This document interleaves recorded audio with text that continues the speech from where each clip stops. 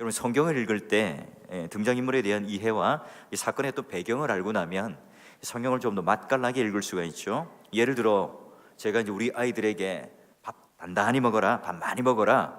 여러분 이 말은 똑같지만 이 배경 속에 야 너 곧 있으면 내한테 매 맞을 거니까 밥 단단히 먹어라, 이런 의미가 될 수 있죠.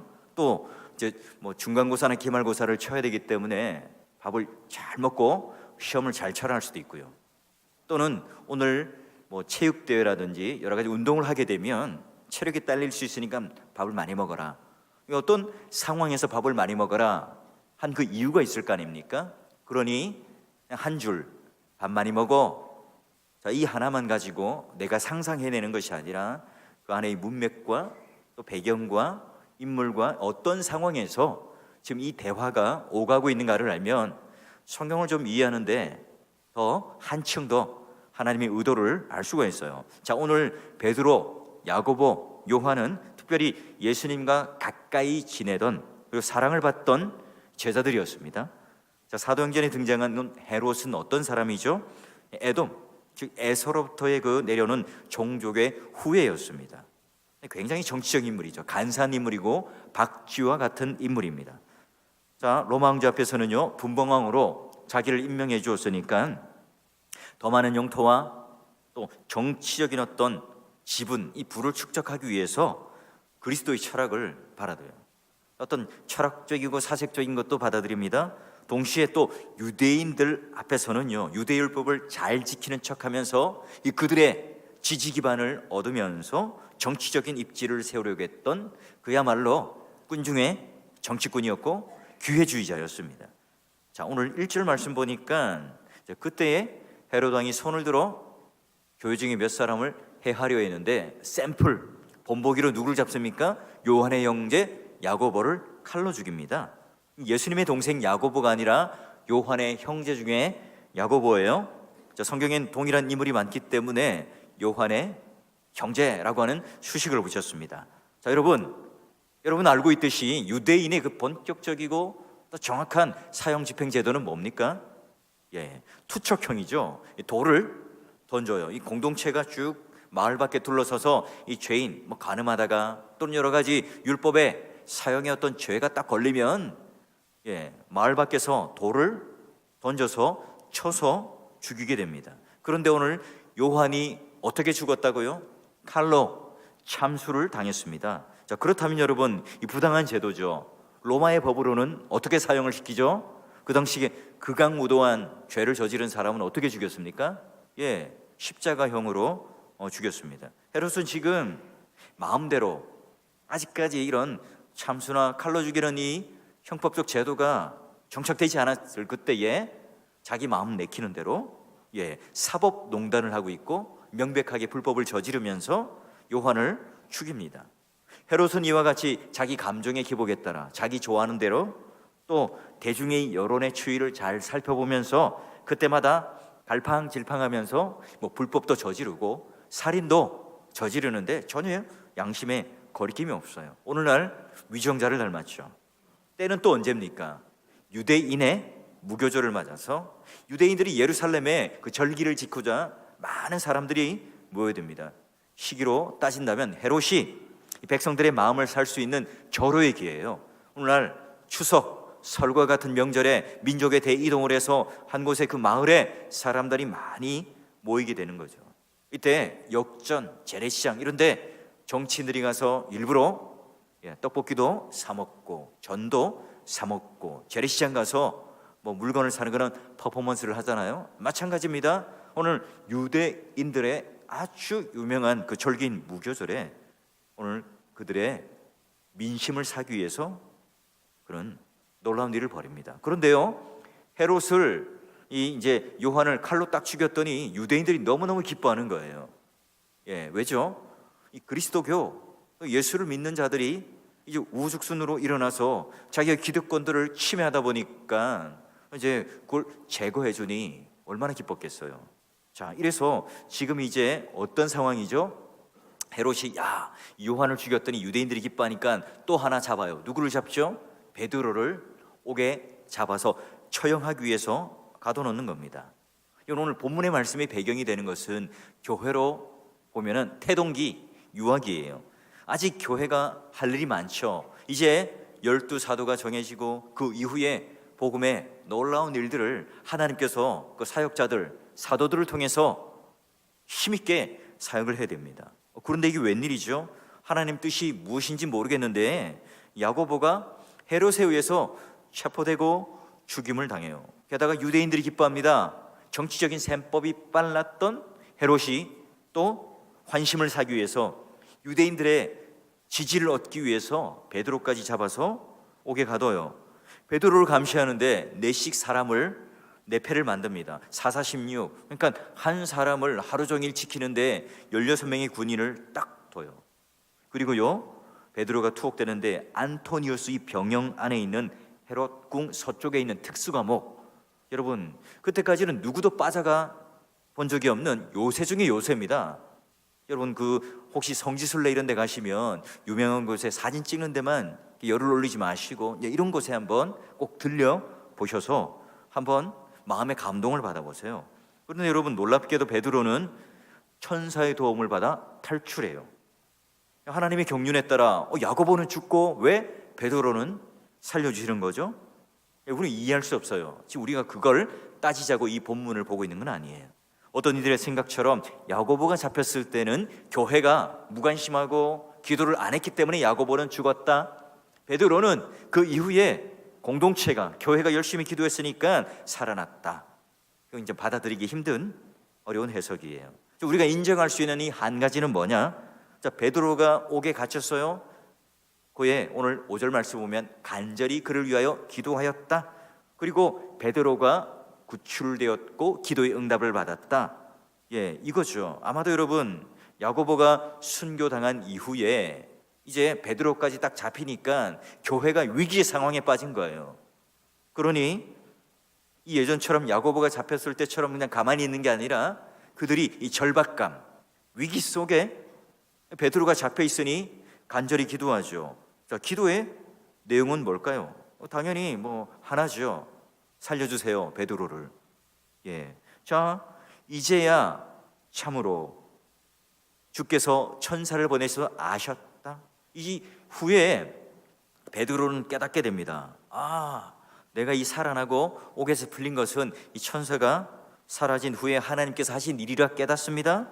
그러니 여러분 베드로가 한편으로 추록을 하고 자유의 몸이 된 것은 철저한 하나님께서 주도로 하신 거죠. 베드로가 의지가 있거나 베드로가 명석했거나 또는 베드로가 열심히 뭔가 지혜를 꾸며서 힘이 있어서 탈출한 게 아닙니다. 여러분 이게 바로 하나님의 방식이었죠. 그렇다면 이게 이제 하나님께서 베드로에게 행했던 하나님만의 방식이라면 이 공동체, 교회, 우리들은 어떤 모습을 가지고 있었는가? 말씀 안으로 이제 들어가 보는 겁니다. 자, 여러분 오늘 우리는 흔히 기도 생활이라고 하는 것은 뭐죠? 내가 원하는 것을 하나님으로부터 얻어내는 수단이라고 우리는 생각을 해요. 물론 그 속에서 하나님께서 우리에게 있어서의 주님과의 그 관계를 깊이 있게 관계하시고 성화의 길을 걷게 하세요. 더 나은 믿음의 소유를 갖게 하시기도 하죠.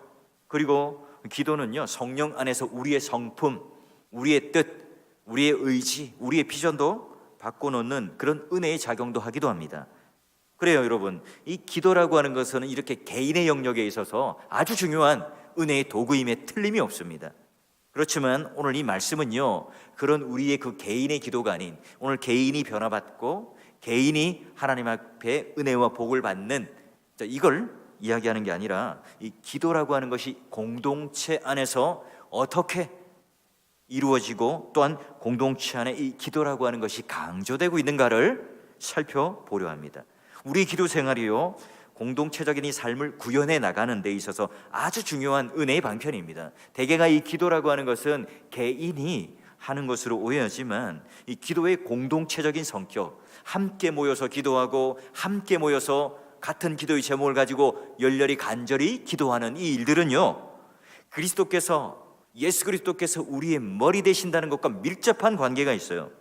우리는 예수 그리스도와 함께 유기체로 묶인 몸이죠. 그러니 누가 우리를 통치합니까? 머리 되신 예수님께서 우리에게 있어서의 생명, 통치, 그리고 마땅히 그 몸은 섬김이 되어서 바로 예수 그리스도가 머리 되신다는 이 의미는 우리 모두가 함께 똑같은 마음, 똑같은 뜻, 똑같은 말을 하며 함께 섬김의 그 머리 되신 예수 그리스도를 붙들고 살아간다는 의미입니다. 여러분, 예수님께서 이 땅에 오셔서 무지한 자들에게 진리도 선포하시죠. 병든 자를 고치시기도 하고 곤고한 자들의 마음을 위로하기도 합니다. 참다운 이 진리로 우리를 이끄세요. 물론 여러분, 수많은 예수님의 사역 중에 사죄, 사람을 살려내는 그런 일들은 우리가 계승할 수는 없어요.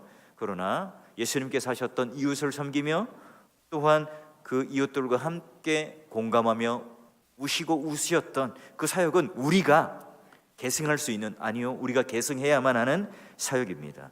그러면 예수 그리스도께서 우리에게 있어서의 교회 머리가 되시고 모든 믿는 이들로 지체를 삼으신 이유가 뭘까요? 하나님께서 그와 같이 우리를 유기체적인 딱 한 몸으로 연결시켜 주셔서 당신의 뜻이, 당신의 머리에 합당한 그 뜻이 결국 성취해 나가기 위한 몸으로 우리를, 당신의 그 일들을 잇도록 예수 그리스도의 몸으로, 교회로 우리를 불러주셨어요. 그러니 여러분, 교회라고 하는 것은 그 몸으로 예수님께서 이 세상에서 하셨던 그 사역을 그대로 이어가는 기관이에요.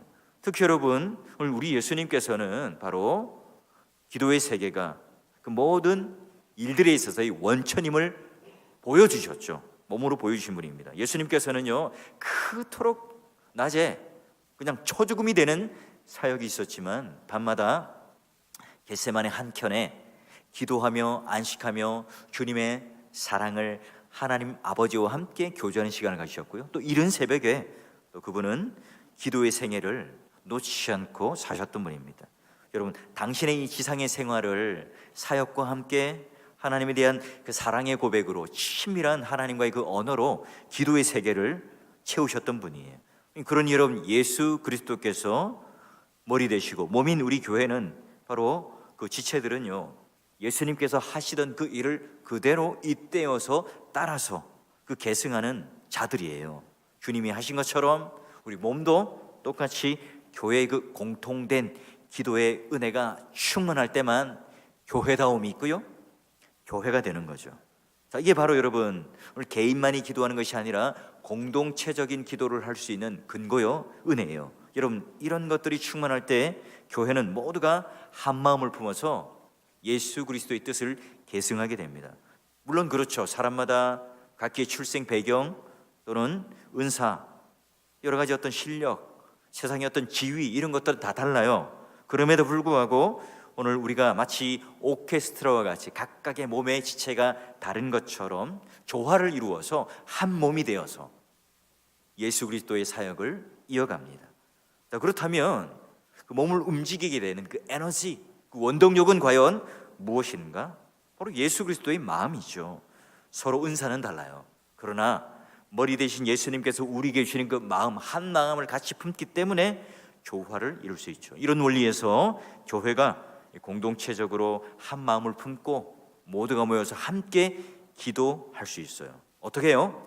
예수 그리스도의 마음으로, 이 지상에 주님의 통치를 구현해 나감으로 말미암아 바로 이런 이 공동체적인 기도가 능력이 충만한 교회로 나타나기 위해서, 그럼 우리는 어떻게 해야 하는가? 우리가 이제 12장 5절의 말씀을 가지고 몇 가지 원리를 뽑아볼까 해요. 자, 여러분, 야고보는 처형당했죠. 베드로는 투옥되었습니다. 예루살렘 교회가 무엇을 할 수 있을까요? 헤롯과 함께 협상을 하기 위해서 사절단을 만들어야 하나요? 뇌물을 마련해가지고 찔러주고 석방시켜야 할까요? 아니면 열심히 있는 자들을 모아서 군사적인 계획을 짜서 쿠데타를 하든지 게릴라전을 해서 베드로를 빼와야 할까요? 지금요, 이 예루살렘 교회는 엄청난 위기에 직면해 있습니다. 지도자가 믿을 만한 이 베드로 사도가 감옥에 갇혔다는 것, 그들에게서는 엄청난 위기인 거예요. 자, 그런데 오늘 그 기도의 큰 능력을 나타나서 잠들어 있던 베드로를 천사가 일깨웠고, 그리고 예루살렘을 통하여 놀라운 기도의 응답과 함께 기적을 맛보게 하세요. 어떻게 그러면 그들은 공동체적인 기도를 했을까요? 자, 먼저 첫 번째 보면 그들은요 구체적으로 기도를 했습니다. 구체적으로 어떻게 해요? 하나님, 베드로 사도가 지금 잡혔어요. 살려주세요. 풀어주세요. 다시 한번 그가 우리의 믿음의 지도자가 되게 해주세요. 그런 구체적인 기도죠. 우리가 기도가 참 추상적일 때가 많아요. 그래서 여러분, 내 기도가 응답되었는지 안 되었는지 확인하기 힘든 경우도 있죠. 제가 이제 신방을 하다 보면 미리 기도 제목을 좀 적으시고 좋아하는 찬송을 미리 알려주세요 해요. 근데 대부분의 기도가요 추상적이에요. 우리 가정의 믿음이 뭐 이렇게 성장되도록, 또는 뭔가 이렇게 아주 큰 덩어리에 추상적인 기도 제목만 적으세요. 구체적으로 내가 어떻게 했으면 좋겠다, 우리 아들 우리 딸이 어떻게 했으면 좋겠다, 그런 구체적인 기도의 제목을 적는 분이 많지 않아요. 우리가 어떤 그 기도의 대상을, 애정을 가지고 있으면 기도의 구체성을 가질 수밖에 없습니다. 교회에 대한 애정을 가지고 있으면 두루뭉술하게 기도하지 않죠. 아주 구체적인 부분, 하나님 이 부분을 고쳐주시고, 하나님 이 부분이 다시 한번 하나님께서 성취될 수 있도록 해주세요. 구체성을 띠게 되어 있습니다. 예루살렘 교회도 구체적일 수밖에 없죠. 야고보는 순교당했으니 베드로는 좀 한번 기회를 주시고 살려주셔서 다시 한번 우리가 이 사역에 폭발적인 힘을 발휘할 수 있도록 하나님 은혜를 베풀어 주십시오, 이 기도를 한 거예요. 여러분, 그래서 보니까 그들의 기도는 어떻게 해요? 5절을 보니까 그를 위하여 기도를 했다. 그를 위하여. 그가 누굽니까? 베드로죠. 여러분, 이런 구체적인 기도가 사실은 부담스러워요. 나에게 한다는 것, 나에게 뭔가 구체적인 기도를 한다는 것. 제가 언젠가는 기도 많이 할 수 있도록 해주세요, 제가 새벽 기도 잘 나오고, 또한 제 소유의 정확한 11조를 잘 할 수 있도록 해주시고, 또한 그런 제가 1년에 한 10사람이라도 좀 전도하게 해주십시오. 여러분, 이건 당장 내가 실천하기 힘드니까 이런 기도조차도 우리는 부담스러워하죠. 그런 여러분, 우리가 이 기도의 구체적인 내용, 기도가 구체적일 때, 성령께 붙잡힐 때 어떻게 되겠어요? 한 사람 한 영혼에 대해 내가 붙들려 있다. 하나님, 내가 데려온 이 친구 회심하고 거듭나서 예수 그리스도를 믿어야 되겠으니 성령 하나님께서 그 친구의 마음을 좀 감동시켜 주세요, 변화시켜 주세요. 또는 여러분, 좀 너무 많은 범위가 아니라 내 사랑하는 자녀, 내 사랑하는 이웃, 그 자들이 오늘 하나님을 믿고 돌아설 수 있도록. 오늘 베드로가 육체의 감옥에 갇혔지만 그는 영적인 감옥에 갇혀 있다면 하나님 그를 좀 풀어주시고 자유를 주시고, 내가 그 형제 하나를, 그 자매 하나를 위하여 뜨겁게 기도할 때 그 기도가 하나님 앞에 응답되게 해주십시오. 여러분, 그런 목표를 세우고 우리 함께 이 공동체가, 구역이, 전도회가 여러분 기도를 하게 된다면 하나님의 큰 역사가 일어나겠죠. 여러분, 두 번째는 뭐예요? 그런 그를 위하여 기도하였다, 그 구체적인 대상과 기도의 제목이 있었을 뿐만 아니라 또 보니까 그를 위해 뭐예요? 간절히 기도했다, 이렇게 나와요. 간절히. 이 간절이라는 말은 이 저항이 있어도 쭉쭉 뻗어나가는 그 상태를 말해요. 활을 딱 쏘는데 바람에 저항이 있지만 그 바람을 뚫고 쭉 뻗어나가는 것. 야구로 치면 딱 쳤는데 라인 드라이브, 그냥 쭉 뻗어서 홈런이 되는 경우, 그런 경우를 바로 간절히라고 하는 표현의 의미입니다. 여러분, 초대교회 교부들은요 성도의 기도를 활을 쏘는 것으로 비유하기도 했어요. 진짜 능력이 있는 이 기도는 화살이 공중으로 딱 쏘아지는 것처럼 하늘 보좌까지 딱 닿는 기도라고 생각을 했어요. 우리의 모든 실상의 기도가 열렬하고 뜨겁고 할 수는 있지만, 여러분, 오늘 내가 이게 양심의 가책을 받거나 찬양이 좀 고취되거나 내 마음이 조금 이유 없이 우울하거나 한이 있거나 마음이 아프거나, 여러분, 이런 것들을 통해서 한순간 열렬할 수는 있어요. 그러나 이 간절함, 쭉 뻗어서 지속적으로 하나님 앞에 같은 기도의 제목을 가지고 뜨겁게 간절히 쭉 뻗는 이 기도는요, 여러분, 그 요체는 지속성이 있느냐 없느냐예요. 여러분, 우리가 그런 간절한 기도를 하기 위해서는 우리의 감정적인 노력과 의지로 되는 게 아닙니다. 성령의 은혜와 더불어 함께 바로 성령께서 나에게 한 영혼을 두고 구체적인 기도의 제목을 두고 간절히 기도하고자 하는 그 마음이 내 마음 안에 새겨져야 하죠. 그런 하나님의 감동, 성령님의 감동, 그 말씀을 통해서 내가 한 영혼을 향하여 애절하게 사랑할 수 있는 그 구체적인 기도가 나에게 있을 때 간절함이라고 하는 지속성이 있을 수가 있어요. 여러분, 이런 기도를 공동체가 소유하고 있을 때, 이런 기도가 교회 안에 분명하게 있을 때, 여러분 당연하죠. 한 영혼이 무너지고 변화받고 회심받는 그 일은요 너무나 쉽죠. 여러분, 선교지의 장벽이 금세 무너지겠죠. 여러분, 선교지의 열매가 없다, 선교사님들이 힘을 발휘하지 못한다, 오늘 우리가 드리는 이 예배가 뜨겁지 못하다, 여러분 교회가 부흥하지 않는다, 교회 왔는데 시큰둥하다, 이게 다 뭘까요? 바로 이런 우리는 이 공동체적인 기도를 올바르게 소유하고 있는가를 살펴봐야 합니다. 나는 정말 그 하나님 말씀을 가지고 믿음을 일으키고 그 일으켜진 믿음을 다시 한번 구체적인 한 영혼을 향하여 열심히 간절히 열렬히 지속적으로 기도하고 있는가? 여러분, 이런 기도, 공동체적인 이 기도, 함께 여러 사람이 모여서, 많은 사람이 모여서 하나님 기도하는 이 놀라운 힘이 있을 때 여러분 그 영혼들이 변하는 경험을 하죠. 매주 드리는 이 공예배 속에 이 복음의 설교가 하나님 마음을 담아서 그들에게 믿음을 일으키고요, 견고하게 하고요, 무엇보다도 나 하나뿐만 아니라 공동체가 한 마음으로 간절히 기도할 수 있을 때 주님의 교회에 세우신 그 한 사람 한 사람을 품고 공동체적인 그 응축된 기도, 간절한 기도, 그 우리 믿음의 선배들이 알고 누렸던 그 기도의 맛을 아는 분들이 소유했던 기도입니다. 근데 여러분, 어느샌가 이런 금요 기도회, 새벽 기도회, 이게 교회의 어떤 소수인 사람들, 중직자들, 교회 리더들이 애써 힘겹게 채워야 하는 자리로 전락해버린 것은 아닙니까? 과거에 교회마다 위기가 있을 때, 과거에 교회 공동체 안에 큰 환란이 닥칠 때마다 뭘 했죠? 돈을 가지고, 세상의 법정을 가지고, 또한 사람들끼리 335 분당을 하고 파벌을 만들어서 열심히 싸웠습니까? 아니죠. 그들은 함께 구체적이고 간절한 그 공동체적인 기도를 했어요. 마지막 세 번째, 자, 어떤 기도를 했습니까? 바로 임재 안에서 간절히 기도했어요. 하나님께 기도하더라.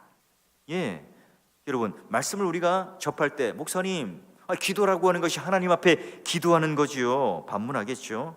단순히 제가 교리적으로, 표면적으로 하나님 앞에 기도하라는 말이 아니에요. 하나님 임재 가운데, 임재 안에서 기도한다는 건 뭐죠? 말과 그 전달의 차이는 달라요. 제가요 매주마다 주보를 읽고 광고를 합니다.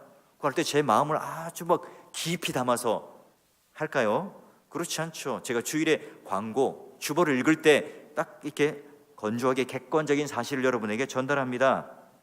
여러분 들으실 때, 야, 내가 광고를 듣고 은혜를 받았다 하시는 분이 있습니까?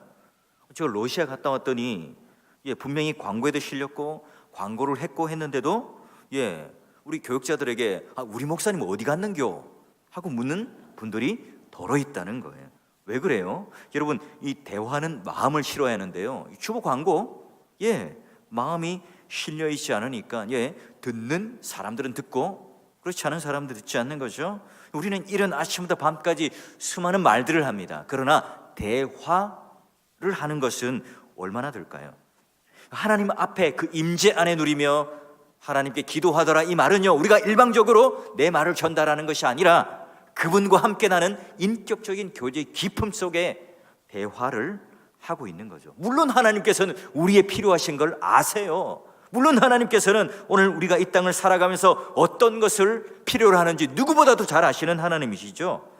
여러분, 그러니 하나님과 깊은 그 관계 속에서 하나님께 묻고 그 하나님의 뜻을 듣고, 여러분, 이런 하나님께서 우리에게 주시는 이 공동체 속에 모두가 함께 모여 그런 인격적인 하나님을 대상으로 기도하고 있는가 하는 거죠. 자기 만족 속에, 내 개인의 한계 속에 갇힌 이 기도의 생활이 아니라 증언부언하는 반복적인 기계적인 내 말의 전달이 아니라 바로 그냥 내 마음속에 욕망과 욕심으로 가득 찬 사행심 가득한 그런 위선적이고 가짜의 기도가 아니라 틀린 방향으로 열심을 내어서 마치 나뿐만 아니라 하나님도 야 그거 내 못 듣겠는데 그런 기도를 하고 있다면 서로에게 불편한 거죠. 여러분 인생도 무임승차가 없듯이 기도도 마찬가지 무임승차가 없는 거죠.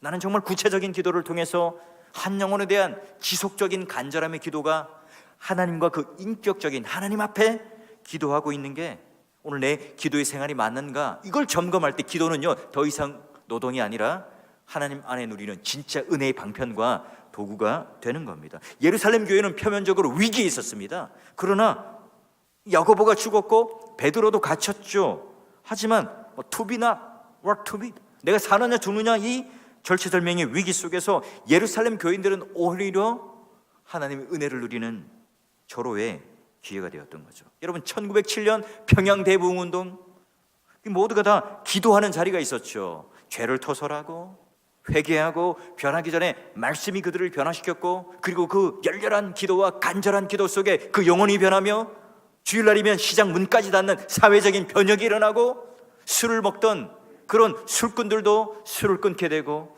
그리고 여러 가지 여성들과 첩지를 했던 그 사람들도 회개를 하며 사회적인 변화까지 이뤄냈어요. 여러분 이 믿음의 선배들은요 하나님 임재 안에 주님께서 마음을 부어주시는 신비로운 그 은혜의 경험들, 기도 속에서 내가 해야 될 일, 내가 구체적으로 기도해야 될 제목들, 간절히 내가 하나님 앞에 지속적으로 해야 할 기도의 이유, 하나님께서 나에게 임재하셔서 그 놀라운 인격적인 관계 속에서 나와 어떻게 그 기도의 세계 속으로 인도하시는가, 여러분 그걸 삶을 통해서 이 공동체적인 기도의 생활 속에서 함께 터득하며 배워나갔다는 거예요. 자, 여러분 12장 12절을 보십시오. 여러 사람이 거기에 모여 기도하고 있더라. 고난의 때의 공동체가 기도로 돌파했다.